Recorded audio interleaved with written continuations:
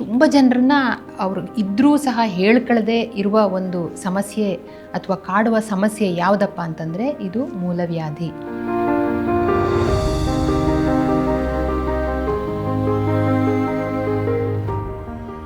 ನಮಗೆ ಉಪಯೋಗಿ ಅಲ್ಲದೆ ಇರುವಂತಹ, ನಮಗೆ ಬೇಡದಾಗಿರುವಂತಹ ಒಂದು ಆರ್ಗನ್ ಇರುತ್ತೆ, ಅಪೆಂಡಿಕ್ಸ್ ಅಂತ. ಅದಕ್ಕೆ ಜೀರ್ಣಕ್ರಿಯೆಯಲ್ಲಿ ಏನೂ ಕೆಲಸನೇ ಇಲ್ಲ, ಆದರೂ ಅದಿದೆ.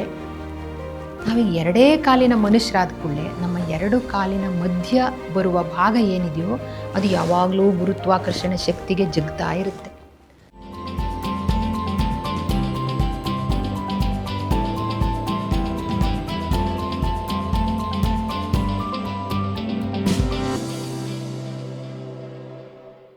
ಎಲ್ಲರಿಗೂ ನಮಸ್ಕಾರ. ಹಾಯ್, ನಾನು ಡಾಕ್ಟರ್ ಎಚ್.ಎಸ್. ಅನುಪಮ, ಉತ್ತರ ಕನ್ನಡ ಜಿಲ್ಲೆ ಹೊನ್ನಾವರ ತಾಲೂಕಿನ ಕವಲಕ್ಕಿಯಲ್ಲಿ ಕಳೆದ 33 ವರ್ಷಗಳಿಂದ ಪ್ರಾಕ್ಟೀಸ್ ಮಾಡ್ತಾಯಿದ್ದೀನಿ ವೈದ್ಯೆಯಾಗಿ. ಮತ್ತು ನಿಮ್ಮೆಲ್ಲರ ಎದುರುಗಡೆ ಪದೇ ಪದೇ ನಾನಾ ಇಶ್ಯೂಗಳನ್ನು ಇಟ್ಕೊಂಡು ಬರ್ತಾಯಿದ್ದೀನಿ. ಇವತ್ತು ನಾವೆಲ್ಲ ಒಂದು ತುಂಬ ಮುಖ್ಯವಾಗಿರುವಂತಹ ಒಂದು ವಿಚಾರದ ಬಗ್ಗೆ ಮಾತಾಡಬೇಕು, ನಿಮ್ಮ ಜೊತೆ ಮಾತಾಡಬೇಕು ಅಂತ ಅನಿಸಿ ಇವತ್ತು ನಿಮ್ಮ ಎದುರುಗಡೆ ಇದ್ದೀನಿ. ಊಟ ಬಲ್ಲವರಿಗೆ ರೋಗವಿಲ್ಲ, ಇದನ್ನು ನಾವು ಕೇಳಿದ್ದೀವಿ. ಅಂದರೆ ನಾವು ಏನನ್ನು ತಿಂತೀವಿ ಅನ್ನೋದು ಎಷ್ಟು ಮುಖ್ಯ ಅಂತಂದರೆ ಅದು ದೇಹದ ಆರೋಗ್ಯಕ್ಕಷ್ಟೇ ಅಲ್ಲ, ಆ ಆಹಾರ ಅನ್ನುವಂಥದ್ದು ಎಲ್ಲಿಂದ ಎಲ್ಲಿವರೆಗೆ ಹಾದು ಹೋಗುತ್ತೋ ಅದು ಎಲ್ಲ ಆ ಇಡೀ ಮಾರ್ಗವನ್ನು ಮತ್ತು ಆ ಆಹಾರ ಮಾರ್ಗವನ್ನು ಒಳಗೊಂಡಿರುವ ಈ ದೇಹವನ್ನು ಮತ್ತು ಈ ಮನಸ್ಸನ್ನು ಸುಸ್ಥಿತಿಯಲ್ಲಿಡಲಿಕ್ಕೆ, ಆರೋಗ್ಯಕರವಾಗಿಡಲಿಕ್ಕೆ ಎಂಥ ಆಹಾರ ನಮ್ಮ ದೇಹದೊಳಗೆ ಹೋಗಬೇಕು, ಅದು ಯಾವಾಗ ಹೇಗೆ ಹೊರಗೆ ಬರಬೇಕು ಅನ್ನುವಂಥದ್ದು ತುಂಬ ಮುಖ್ಯವಾಗಿರುವಂತಹ ವಿಚಾರ. ನೀವೆಲ್ಲ ನೋಡಿರ್ಬೋದು, ನಾವಂತೂ ಅದನ್ನು ಪದೇ ಪದೇ ಗಮನಿಸ್ತಾ ಇರ್ತೀವಿ. ಪೇಪರಲ್ಲೆಲ್ಲ ಒಂದು ಜಾಹೀರಾತು ಬರ್ತಾ ಇದೆ, ಮೂಲವ್ಯಾಧಿಯೇ ಇಲ್ಲಿದೆ ಶಸ್ತ್ರಚಿಕಿತ್ಸೆ ಇಲ್ಲದೆ ಪರಿಹಾರ. ನೀವು ಮೊಳೆ ರೋಗದಿಂದ ಬಳಲುತ್ತಿದ್ದೀರಾ, ಇಲ್ಲಿ ಬನ್ನಿ, ಇಂಥ ಹೋಟ್ಲು ಇಂಥ ದಿವಸ, ತಿಂಗಳಲ್ಲಿ ಇಂಥ ದಿವಸ ಇರ್ತಾರೆ, ನೀವು ಡಾಕ್ಟ್ರ್ ಹತ್ರನೇ ಹೋಗೋದು ಬೇಡ, ನಮ್ಮ ಹತ್ರ ಬನ್ನಿ, ನಾವು ಕೊಡ್ತೀವಿ ಪರಿಹಾರ. ಸೊ ಈ ಥರದ ವೈದ್ಯಕೀಯ ಅಲ್ಲದೆ ಇರುವಂತಹ ನಾವು ಹಾಗೇ ಗುಣ ಮಾಡ್ತೀವಿ ಬನ್ನಿ ಅಂತ ಹೇಳಿ ಇದನ್ನು ನಾನು ಸಣ್ಣೋಳಿರುವಾಗಿಂದನೂ ನೋಡ್ತಾ ಇದ್ದೀನಿ ಜಾಹೀರಾತು. ಈಗ ಇಷ್ಟು ನಮ್ಮ ಸುತ್ತಮುತ್ತ ಆಸ್ಪತ್ರೆಗಳಿರುವ, ವೈದ್ಯರುಗಳಿರುವ, ನಾನಾ ರೀತಿಯ ಆಪ್ಷನ್ಗಳಿದ್ದಾವೆ, ಮೆಡಿಕಲ್ ಆಪ್ಷನ್ಗಳು, ಏನು ಅಲೋಪತಿನೇ ಅಂತಲೇ ಅಲ್ಲ, ಅದೆಲ್ಲ ಇರುವಾಗಲೂ ಸಹ ಈಗಲೂ ನಾವು ಇದಕ್ಕೆ ಪಾರಂಪರಿಕ ಔಷಧ ಕೊಡ್ತೀವಿ, ಸಿದ್ಧ ಔಷಧ ಕೊಡ್ತೀವಿ ಅಂತ ಹೇಳುವಂತಹ ಜಾಹೀರಾತುಗಳನ್ನು ನಾವು ಇವತ್ತಿಗೂ ಪೇಪರಲ್ಲಿ, ಟಿ ವಿಯಲ್ಲಿ ಎಲ್ಲ ಕಡೆಗಳಲ್ಲಿ ನೋಡ್ಬೋದು. ತುಂಬ ಜನರನ್ನ ಅವರು ಇದ್ದರೂ ಸಹ ಹೇಳ್ಕೊಳ್ಳದೆ ಇರುವ ಒಂದು ಸಮಸ್ಯೆ ಅಥವಾ ಕಾಡುವ ಸಮಸ್ಯೆ ಯಾವುದಪ್ಪ ಅಂತಂದರೆ ಇದು ಮೂಲವ್ಯಾಧಿ.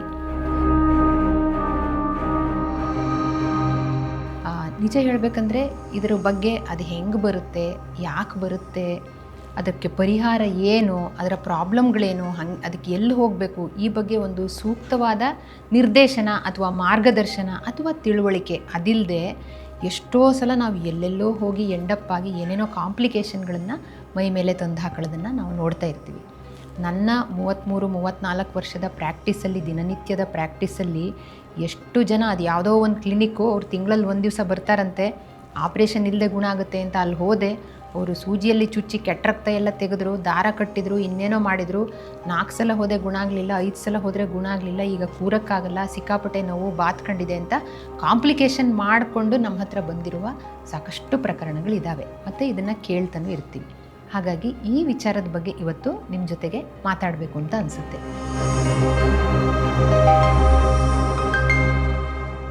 ಬಹುಪಾಲು 50 ವರ್ಷಕ್ಕಿಂತ ಹೆಚ್ಚು ಆಗಿರೋರಿಗೆ 50%ಗಿಂತ ಹೆಚ್ಚು ಜನರನ್ನು ಬಾಧಿಸುವಂತಹ ಒಂದು ಸಮಸ್ಯೆ ಮೂಲವ್ಯಾಧಿ. ಇದನ್ನು ಮೆಡಿಕಲ್ ಭಾಷೆಯಲ್ಲಿ ಬೇರೆ ಬೇರೆ ರೀತಿಯಲ್ಲಿ ಕರಿತೀವಿ. ಅದನ್ನು ಹೆಮರಾಯ್ಡ್ಸ್ ಅಂತ ಹೇಳ್ತಾರೆ, ಜನಸಾಮಾನ್ಯರು ಪೈಲ್ಸ್ ಅಂತ ಹೇಳ್ತಾರೆ, ಮತ್ತು ಕೆಲವರು ಫಿಗ್ಸ್ ಅಂತಾರೆ, ಮೊಳೆ ರೋಗ ಅಂತಾರೆ.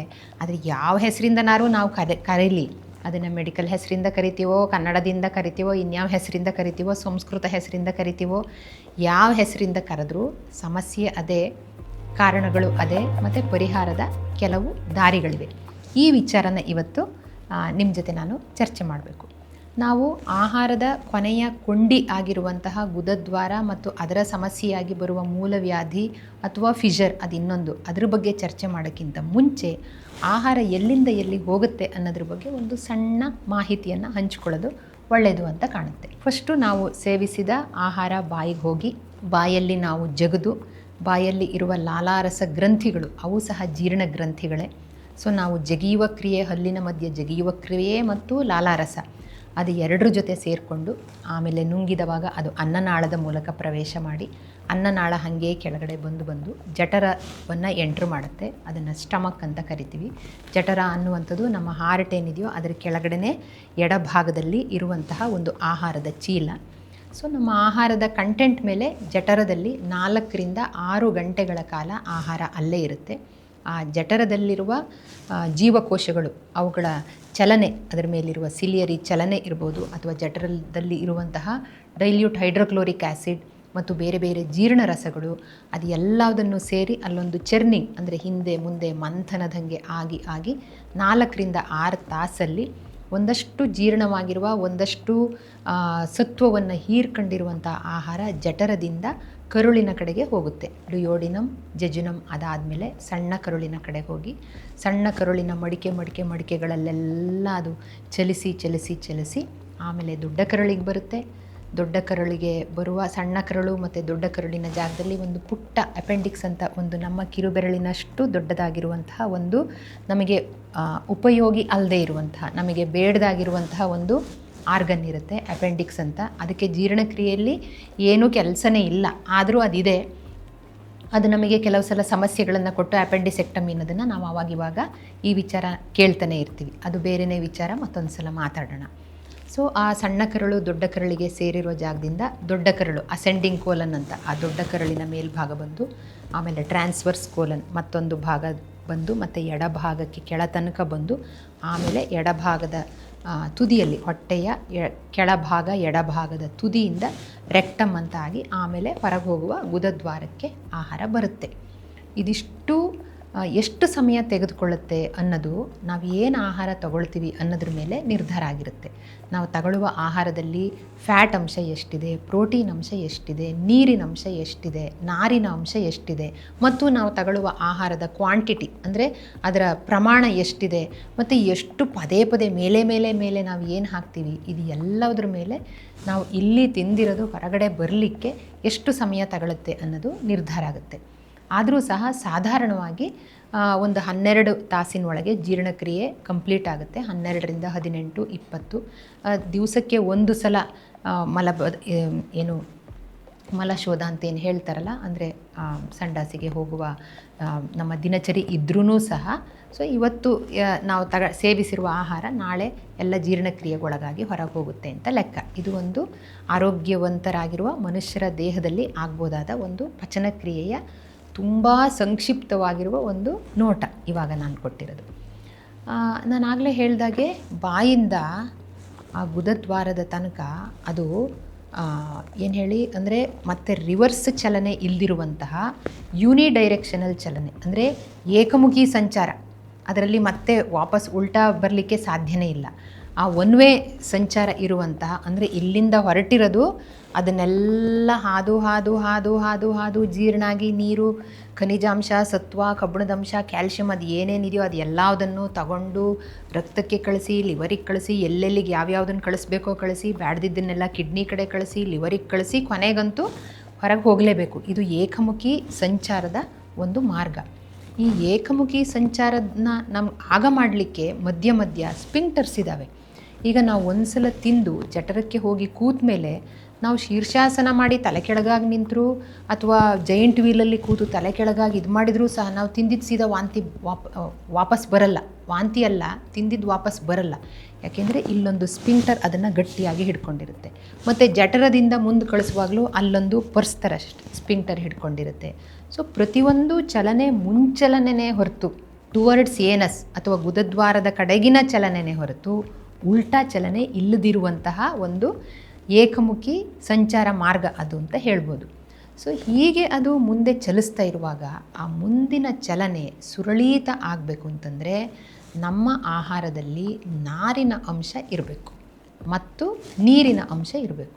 ಈಗ ಯಾವುದೇ ಚಲನೆ ನಾರು ಮತ್ತು ನೀರು ಇಲ್ಲದೆ ಇದ್ದ ಕೂಡಲೇ ನೀವು ಸುಮ್ಮನೆ ಹೀಗೆ ಊಹೆ ಮಾಡ್ಕೊಳ್ಳಿ, ಒಂದು ಪೇಸ್ಟ್ನಂಥದ್ದು ಅಥವಾ ಒಂದು ಚಾಕ್ಲೇಟ್ನಂಥದ್ದು ಅದು ಹೀಗೆ ಚಲಿಸೋದು ಸುಲಭನೋ, ಅಥವಾ ಸ್ವಲ್ಪ ನಾರು ಮತ್ತು ನೀರು ಅದೆಲ್ಲ ಇದ್ದು ಸ್ವಲ್ಪ ಮಿಕ್ಸ್ಡ್ ಆಗಿ ಅಂದರೆ ದ್ರವರೂಪದ ಆಹಾರವಾಗಿದ್ದರೆ ನಾರಿರುವ ದ್ರವರೂಪದ ಆಹಾರ ಚಲಿಸೋದು ಸುಲಭನೋ ಅದು ನಮ್ಮ ಸಾಮಾನ್ಯ ಜ್ಞಾನಕ್ಕೆ ನಿಲುಕುವಂಥದ್ದು.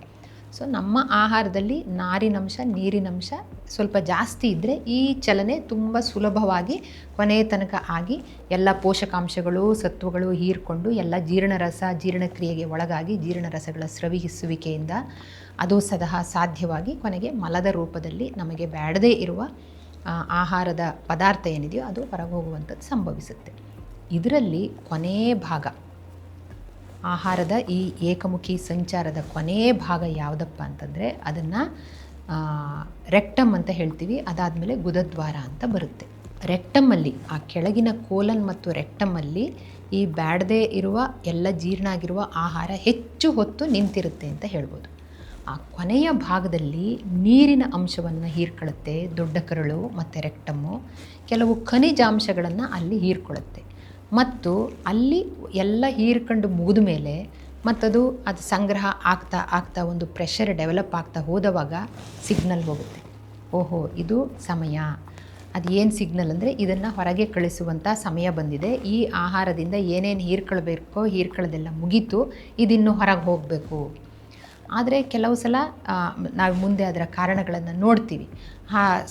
ಸೂಕ್ತ ಸಮಯದಲ್ಲಿ ಹೋಗೋಕ್ಕೆ ಸಾಧ್ಯ ಆಗದೇ ಇದ್ದರೆ ಅಥವಾ ಹೊರಗೆ ಸುಲಲಿತವಾಗಿ ಕಳಿಸ್ಲಿಕ್ಕೆ ನಾರು ಮತ್ತು ನೀರಿನಂಶ ಕಡಿಮೆ ಇದ್ದರೆ ಆವಾಗ ಮಲಬದ್ಧತೆ ಹೀಗಿದ್ದೆಲ್ಲ ಉಂಟಾಗುತ್ತೆ. ಅಂದರೆ ಸಂಡಾಸ್ ಗಟ್ಟಿಯಾಗೋದು ಅಂತ ಹೇಳ್ತಾರಲ್ಲ, ಮಲಬದ್ಧತೆ ಕಾನ್ಸ್ಟಿಪೇಷನ್ ಅಂತ ಏನು ಹೇಳ್ತೀವೋ ಆ ರೀತಿಯಾಗಿ ಆಗುತ್ತೆ. ಇದು ಮುಂದೆ ಹೋಗೋಕ್ಕಿಂತ ಮುಂಚೆ ಈ ರಕ್ತನಾಳದ ಬಗ್ಗೆ ನಾವೊಂಚೂರು ತಿಳ್ಕೊಬೇಕು. ಈ ಇಡೀ ಕರುಳಿದೆಯಲ್ಲ, ಆ ಕರುಳಿನ ಸುತ್ತ ಒಂಥರ ಏನು ವೆಬ್ ಅಂತ ಹೇಳ್ತಾರಲ್ಲ, ಅಂದರೆ ಜಾಲದ ಥರ, ಈ ಜೇಡ್ರ ಬಲೆ ಥರ ಇಡೀ ಕರುಳು ಅಷ್ಟೇ ಅಲ್ಲ, ಅದು ಲಂಗ್ಸ್ ಇರ್ಬೋದು, ಹಾರ್ಟ್ ಇರ್ಬೋದು, ನಮ್ಮ ಎಲ್ಲ ಭಾಗಗಳ ಸುತ್ತಲೂ ರಕ್ತನಾಳದ ಒಂದು ಜಾಲನೆ ಇರುತ್ತೆ.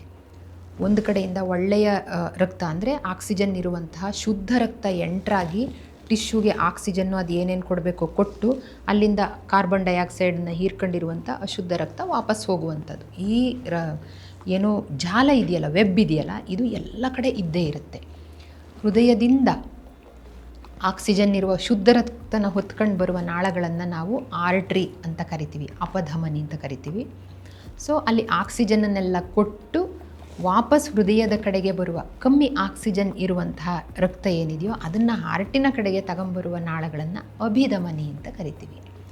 ಈ ನಮ್ಮ ಗುದದ್ವಾರ ರೆಕ್ಟಮ್ ಏನಿದೆಯೋ ಅದು ತುಂಬ ರಕ್ತನಾಳಗಳು ಇರುವಂತಹ ಒಂದು ಜಾಗ. ಯಾಕೆ ಅಂತಂದರೆ ಅಲ್ಲಿ ಕೊನೆಯ ಭಾಗದ ಜೀರ್ಣಕ್ರಿಯೆ ಸಂಭವಿಸುತ್ತೆ. ಅದು ಒಂದು ಕಾರಣ. ಎರಡನೇದು, ಮನುಷ್ಯರು ನಾವು 2 ಕಾಲಿನ ಪ್ರಾಣಿಗಳಾಗ್ಬಿಟ್ಟಿದ್ವಿ. ನಿಜವಾಗಿ ನಾವು ಮಂಗ ಆಗಿದ್ದವಾಗ ನಾವು 4 ಕಾಲಿನ ಪ್ರಾಣಿಗಳು. ಮುಂದೆರಡು ಕಾಲು ಹಿಂದೆರಡು ಕಾಲು ಇದ್ದವಾಗ ನಮ್ಮ ಗುರುತ್ವಾಕರ್ಷಣ ಶಕ್ತಿ ನಮ್ಮ ದೇಹದ ಮೇಲೆ ಆ್ಯಕ್ಟ್ ಮಾಡೋದು ಬೇರೆ ರೀತಿ ಇತ್ತು. ನಾವು 2 ಕಾಲಿನ ಮನುಷ್ಯರಾದ ಕೂಡಲೇ ನಮ್ಮ 2 ಕಾಲಿನ ಮಧ್ಯ ಬರುವ ಭಾಗ ಏನಿದೆಯೋ ಅದು ಯಾವಾಗಲೂ ಗುರುತ್ವಾಕರ್ಷಣ ಶಕ್ತಿಗೆ ಜಗ್ತಾ ಇರುತ್ತೆ. ಸೊ ಆ ಭಾಗದಲ್ಲಿರುವ ವೇನ್ಸ್ ಅಥವಾ ಅಪಧಮನಿ ಅಂತ ನಾವೇನು ಕರಿತೀವಲ್ಲ, ಅದೂ ಸಹ ಗುರುತ್ವಾಕರ್ಷಣೆಗೆ ಒಳಗಾಗ್ತಾ ಇರುತ್ತೆ ಅನ್ನೋದನ್ನು ನಾವು ಗಮನಿಸ್ಬೋದು. ಆದರೆ ಇವತ್ತಿನ ನಮ್ಮ ಕೆಲಸಗಳು ಏನಾಗಿದ್ದಾವೆ ಅಂತಂದರೆ, ಬಹುಪಾಲು ಕೂತು ಕೆಲಸ ಮಾಡೋದು, ಅಥವಾ ನಿಂತು ಕೆಲಸ ಮಾಡೋದು, ಅಥವಾ ಕೂತ್ಕೊಂಡು ಎಲ್ಲಿಂದ ಎಲ್ಲಿಗೆ ಪ್ರಯಾಣ ಮಾಡೋಕ್ಕೆ ತುಂಬ ಹೊತ್ತು, ಬರೆಯೋಕ್ಕೆ ತುಂಬ ಹೊತ್ತು.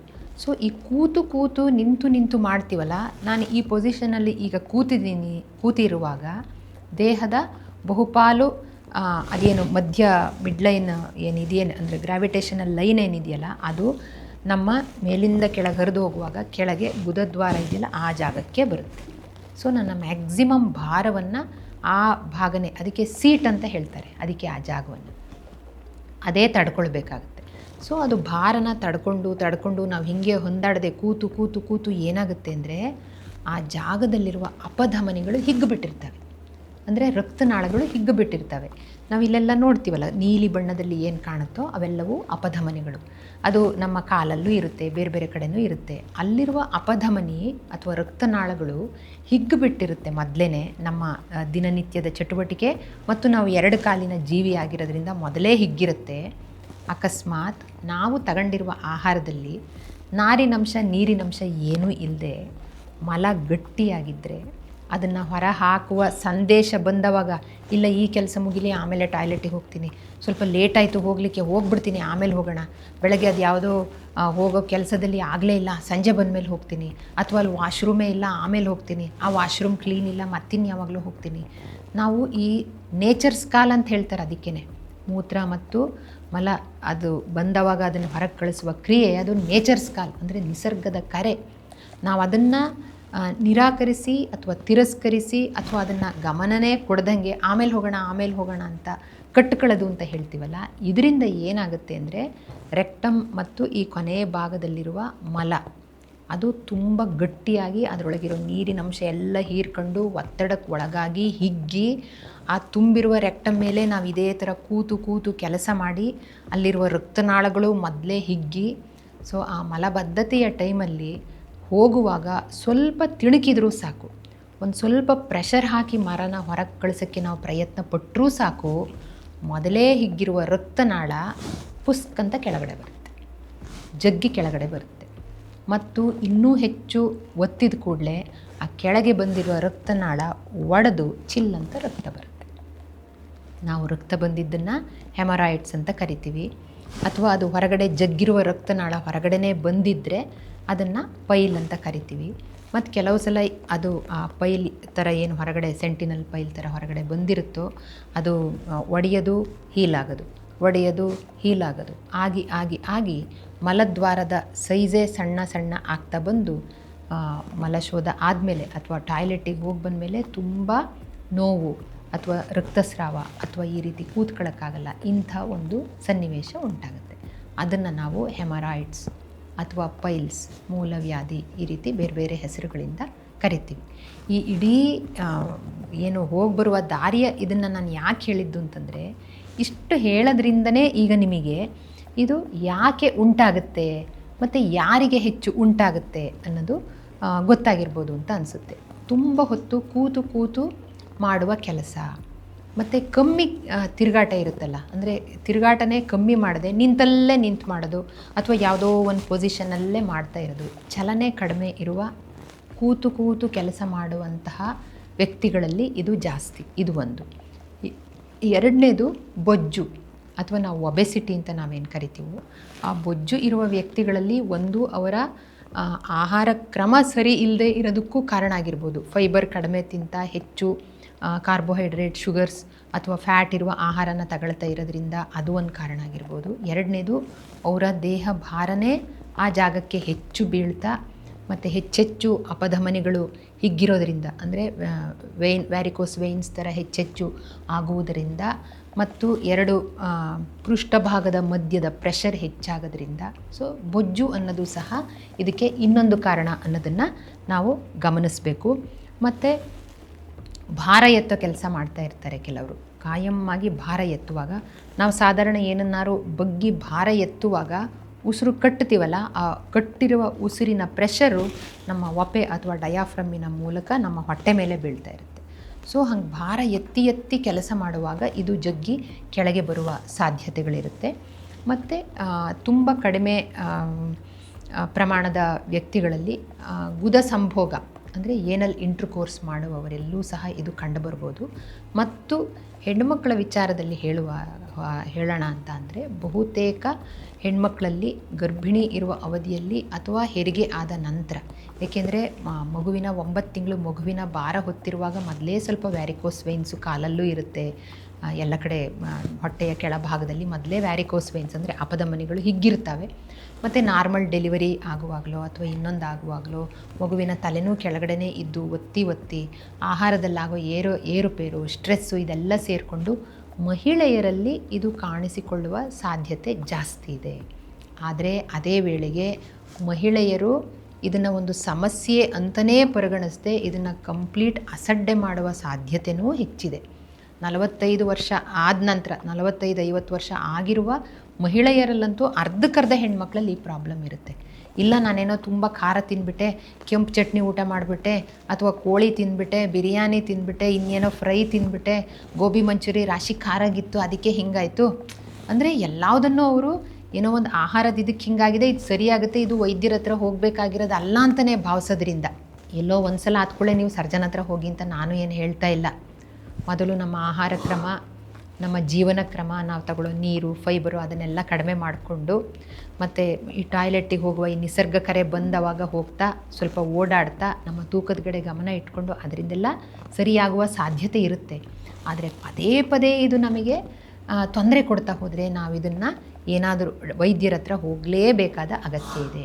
ಯಾಕೆಂದರೆ ಪ್ರತಿನಿತ್ಯ ಒಂದು ಸ್ವಲ್ಪ ರಕ್ತ ಹೋದ್ರೂ, 2-5 ml ರಕ್ತ ಹೋದ್ರೂ ಸಹ ಅದು ರಕ್ತಹೀನತೆಗೆ ಕಾರಣ ಆಗುತ್ತೆ.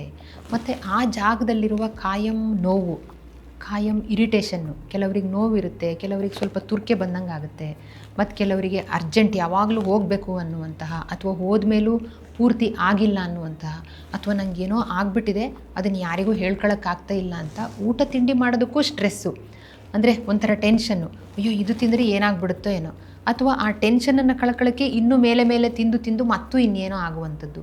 ಸೊ ಒಟ್ಟಾರೆ ನಮ್ಮ ದೇಹದ ಆರೋಗ್ಯ ಸರಿ ಇದ್ರಲ್ವ ನಮ್ಮ ಮನಸ್ಸು ಎಲ್ಲ ಸರಿ ಇರೋದು, ನಾವು ಕೂಡ ಸಂತೋಷವಾಗಿರೋದು. ಆ ಥರ ಇಲ್ಲದೆ ಇರೋದ್ರಿಂದ ಎಲ್ಲದೂ ಒಂದು ಏರುಪೇರಾಗುವಂತಹ ಸಾಧ್ಯತೆಗಳಿರುತ್ತೆ. ಸೊ ಅದೇನು ಮಾಂಸ ಹೊರಗೆ ಬರುತ್ತೋ, ರಕ್ತ ಬೀಳುತ್ತೋ, ಉರಿ ಇರುತ್ತೋ, ತುರ್ಕೆ ಇರುತ್ತೋ, ಅದು ಏನೇ ಇದ್ದರೂ ಸಹ ಅದು ಮುಂದುವರೆದ್ರೆ, ಹಾಗೇ ಮುಂದುವರೆದ್ರೆ, ಕಡಿಮೆ ಆಗಲಿಲ್ಲ ಅಂತಂದರೆ ಖಂಡಿತವಾಗಿ ನೀವು ತಜ್ಞ ವೈದ್ಯರ ಹತ್ರ ಹೋಗಿ. ನೀವು ಈ ಅಡ್ವರ್ಟೈಸ್ಮೆಂಟು ನೋಡಿಕೊಂಡು ಸರ್ಜರಿ ಇಲ್ಲದೆ ಇನ್ನೇನೋ ಇಲ್ಲದೆ ಅಂತ ಹೋಗಲೇಬೇಡಿ. ನೀವು ನುರಿತ ತಜ್ಞ ವೈದ್ಯರ ಹತ್ರ, ಸರ್ಜನ್ ಹತ್ರ ಹೋಗಬೇಕು. ನಿಮಗೆ ಯಾರು ಒಪ್ಪಿತಾಗ್ತಾರೋ ಅದೇ ಸರ್ಜನ್ ಹತ್ರ ಹೋಗಿ. ನಿಮ್ಗೆ ಏನಾಗಿದೆ ಅವ್ರ ಹತ್ರ ನೀವು ಕೂತು ಮಾತಾಡಿ ಸರ್ಜನ್ ಹತ್ರ ಹೋಗಿ. ಈಗ ಅದಕ್ಕೆ ಬೇರೆ ಬೇರೆ ರೀತಿಯ ಔಷಧಗಳು ಬಂದಿದೆ. ಏನು ಆಪ್ರೇಷನ್ ಅಂದ ಕೂಡಲೇ ಆ ಆಪ್ರೇಷನ್ ಅನ್ನುವ ಹೆಸರಿಗೆ ಎಷ್ಟೋ ಜನ ಭಯಪಡ್ತಾರೋ, ಅಯ್ಯೋ ಅಲ್ಲ ಆಪ್ರೇಷನ್ ಮಾಡ್ತಾರ ಅಂತ. ಆಪ್ರೇಷನಲ್ಲಿ ತುಂಬ ಹೊಸ ಟೆಕ್ನಿಕ್ಗಳು ಬಂದು ಆಯಿತಾ. ಆದರೆ ಏನೇನು ಅಂತ ನಾನಿಲ್ಲಿ ಅದನ್ನು ಹೇಳ್ತಾ ಹೋಗಲ್ಲ. ಅದನ್ನು ನಿಮಗೇನಾಗಿದೆಯೋ ಅಥವಾ ಇದನ್ನು ಯಾರು ಅನುಭವಿಸ್ತಿದ್ದಾರೋ ಅವ್ರಿಗೆ ಏನು ಬೇಕು ಅನ್ನೋದನ್ನು ಆ ಸರ್ಜನ್ ಹೇಳ್ತಾರೆ. ಆದರೆ ಇವಾಗ ತುಂಬ ಹೊಸ ತಂತ್ರಜ್ಞಾನ ಬಂದು ತುಂಬ ಸರಳವಾಗಿರುವಂತಹ, ಹೆಚ್ಚು ಆಸ್ಪತ್ರೆಯಲ್ಲಿ ಉಳಿಯುವ ಅಗತ್ಯನೇ ಇಲ್ಲದಿರುವಂತಹ ಸಾಕಷ್ಟು ಶಸ್ತ್ರಚಿಕಿತ್ಸಾ ವಿಧಾನಗಳು ಇವಾಗ ಬಂದಿದ್ದಾವೆ. ಹಾಗಾಗಿ ಯಾರೂ ಸಹ ಇದನ್ನು ನಿರ್ಲಕ್ಷ್ಯ ಮಾಡಬಾರ್ದು. ಇತ್ತೀಚೆಗೆ ಮೊನ್ನೆ ನಾನು ನೋಡಿರುವ ಒಂದು ಪೇಷಂಟು, ಅವರು ಅಷ್ಟೇ, ಅವ್ರಿಗೆ ಮೂಲವ್ಯಾಧಿ ಆಗಿದೆಯಂತೆ, ಆಗಿ ಒಂದು 8-10 ವರ್ಷ ಆಯ್ತಂತೆ. ಯಾರ್ಯಾರ ಹತ್ರ ಔಷಧ ಅಂದರೆ ಅವರು ತಜ್ಞ ವೈದ್ಯರ ಹತ್ರ ಏನು ಹೋಗಿಲ್ಲ. ಹೆಂಗೆ ಎಲ್ಲೆಲ್ಲಿ ಅಡ್ವರ್ಟೈಸ್ಮೆಂಟ್ ಇದೆಯೋ ಎಲ್ಲ ಯಾರ್ಯಾರು ಏನೇನು ಹೇಳಿದ್ರೋ ಎಲ್ಲ ಪಥ್ಯ ಮಾಡಿದ್ರಂತೆ. ಕೊನೆಗೆ ಯಾರೋ ಆಪ್ರೇಷನ್ ಇಲ್ಲದೆ ಮಾಡ್ತಾರೆ ಅಂತ ಹೋಗಿ ಅವರು ಸೂಜಿಯಿಂದ ಕೆಟ್ಟ ರಕ್ತ ತೆಗಿತೀನಿ ಅಂತ ಹೇಳಿಬಿಟ್ಟು ಇವರ ಹೆಮರಾಯ್ಡಿಂದ ಚುಚ್ಚಿ ಕೆಟ್ಟ ರಕ್ತನ ತೆಗೆದಿದ್ದಾರೆ. ಅದು ಕೆಟ್ಟ ರಕ್ತ ಏನಲ್ಲ, ಅದು ನಮ್ಮ ದೇಹಕ್ಕೆ ಬೇಕಾಗಿರುವ ರಕ್ತನೇ. ಆದರೆ ಅದು ಏನು ಅನ್ನುವ ಮಾಹಿತಿ, ವೈಜ್ಞಾನಿಕ ಮಾಹಿತಿ ಇಲ್ಲದೆ ಇರುವ ಅಜ್ಞಾನ ಇದೆಯಲ್ಲ, ಅದು ನಮಗೆ ಏನು ಬೇಕಾದರೂ ಮಾಡುವ ಧೈರ್ಯ ಕೊಟ್ಟಿರುತ್ತಷ್ಟೇ ಅವರಿಗೆಲ್ಲ. ಸೊ ಅದನ್ನು ನಾನೇನೋ ತೆಗಿತೀನಿ ಅಂತ ಅವರು 4-6 ಕಡೆ ಸೂಜಿ ಚುಚ್ಚಿ ಸುಮಾರು ರಕ್ತ ಹೋಯ್ತಂತೆ. ಆ ರಕ್ತನ ನೋಡಿ ಇಷ್ಟು ರಕ್ತ ಇದೆಯಲ್ಲ, ಅದಕ್ಕೆ ನಿಮಗೆ ಈ ಥರ ಆಗಿರೋದು, ರಕ್ತ ಹೋದ್ಮೇಲೆ ಸರಿಯಾಗುತ್ತೆ ಅಂತ ಬೇರೆ ತೋರಿಸಿದ್ರಂತೆ. ಇನ್ನೆಷ್ಟು ಧೈರ್ಯ ಇರ್ಬೋದು ಅವರಿಗೆ. ಆಮೇಲೆ ಇವರಿಗೆ ಈ ಯಾರು ನನ್ನ ಹತ್ರ ಬಂದಿದ್ರಲ್ಲ ಅವರಿಗೆ 78 ವರ್ಷ, ಡಯಾಬಿಟಿಸ್ ಬೇರೆ ಇತ್ತು. ಮತ್ತು ನಾನು ಹೆಚ್ಚೇನು ಹೇಳೋದು ಬೇಡ, ಅದು ಹಿಗ್ಗಿ ಅದು ಥ್ರಾಂಬೋಸ್ಟ್ ಆಗಿ ಇನ್ಫೆಕ್ಟೆಡ್ ಆಗಿ ಆ ಉಬ್ಬಿರುವಂತಹ ಹೆಮರಾಯ್ಡ್ ಅಥವಾ ಪೈಲು ಅದು ಒಳಗಡೆನೂ ಹೋಗೋಕ್ಕಾಗದೆ ಉಸಿರು ಕಟ್ಟಿದಂಥ ಸ್ಥಿತಿಯಲ್ಲಿ, ಕೂರಕ್ಕಾಗಲ್ಲ, ಏಳಕ್ಕಾಗಲ್ಲ ಅಂಥ ಸ್ಥಿತಿಯಲ್ಲಿ ಬಂದಿದ್ದರು. ತಕ್ಷಣವೇ ವೈದ್ಯರ ಹತ್ರ ಹೋದರು, ಅದಕ್ಕೆ ಆಪ್ರೇಷನ್ ಆಯಿತು. ಆದರೆ ಇಲ್ಲಿವರೆಗೆ ತಗೊಂಡು ಹೋಗಬಾರ್ದು. ಸೊ ಸ್ವಲ್ಪನೇ ಏರುಪೇರು ಕಂಡು ಬಂದರೂ ಸಹ ತಕ್ಷಣವೇ ಸರ್ಜನ್ನಿಗೆ ತೋರಿಸ್ಕೊಳ್ಬೇಕು ಅನ್ನೋದು ನನ್ನ ಒಟ್ಟಾರೆ ಸಲಹೆ. ಇದ್ರ ಬಗ್ಗೆ ಮತ್ತೇನಾದರೂ ಸಂಶಯಗಳಿದ್ದರೆ ಇನ್ನು ಮುಂದೆ ಚರ್ಚೆ ಮಾಡೋಣ ಅಲ್ವಾ? ಮತ್ತಷ್ಟು ವಿಶೇಷ ವಿಡಿಯೋಗಳನ್ನು ನೋಡಲು ಮತ್ತು ಹೊಸ ವಿಡಿಯೋಗಳ ಬಗ್ಗೆ ತಿಳಿಯಲು eDina.com ಯೂಟ್ಯೂಬ್ ಚಾನೆಲ್ ಸಬ್ಸ್ಕ್ರೈಬ್ ಮಾಡಿ ಮತ್ತು ಬೆಲ್ ಐಕಾನ್ ಕ್ಲಿಕ್ ಮಾಡಿ.